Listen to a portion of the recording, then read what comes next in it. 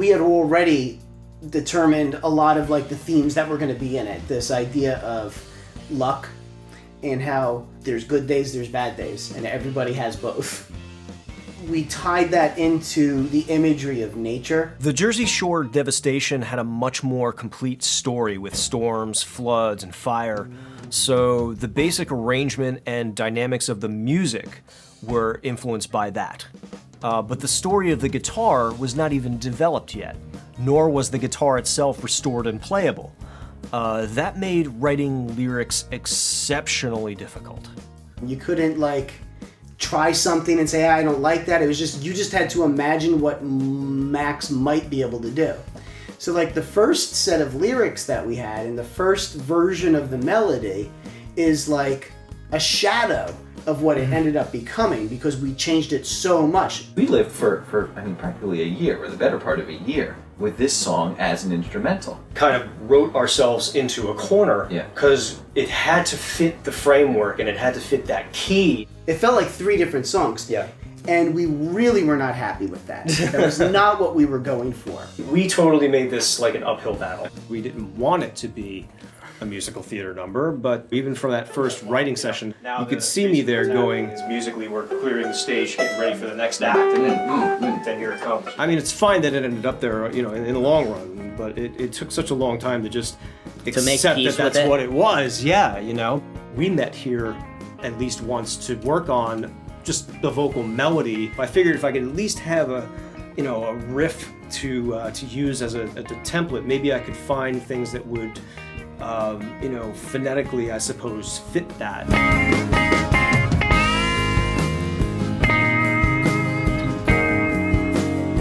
We didn't keep too much of that for vocal ideas. Oh God, no. But we were able to keep the lines that you wrote for the chorus. That actually did become part of the 12-string It absolutely did. later on.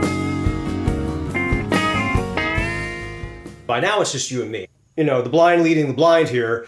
We're trying to write this melody, we're trying to put these words down, and I got to a point, by like December where I was just like, my God. I will never undervalue people who make like good melodies anymore. Never. Joe and I are novices at writing vocal melodies, let's be honest, and we had very different lyrical approaches too.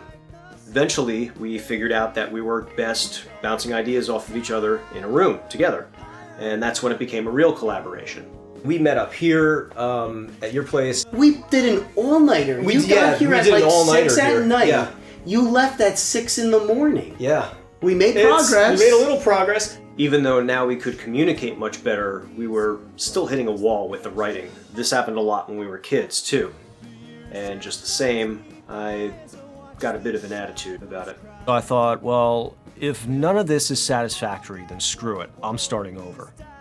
I wanted to connect with what this abandoned guitar would say, and I wanted it to feel natural. I'm not proud of how I dealt with that. I stayed home, didn't clean, got wasted, and allowed myself to fall into depression. Just like drooling over my laptop, just scatting different melodies.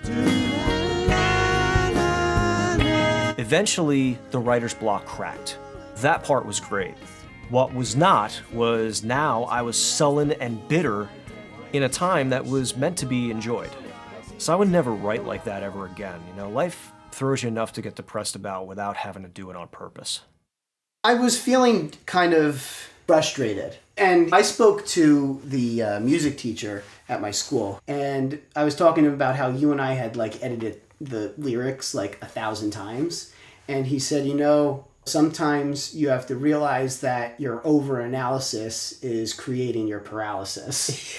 I kind of realized, wow, there really isn't anything that we have to say. We have these thematic elements. We started focusing on like the word choice as opposed to what we were saying.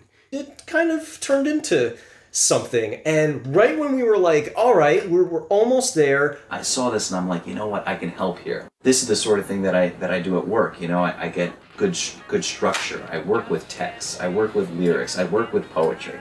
So I'm like, I need to find that time to do it. Obviously, I had some pretty serious responsibilities to attend to. I had to set this up on my calendar a week in advance. Babies were sleeping, Lisa was sleeping, and I was sitting in the kitchen, basically with the lights off in front of the laptop. He sent us his revision, and he didn't blow it up.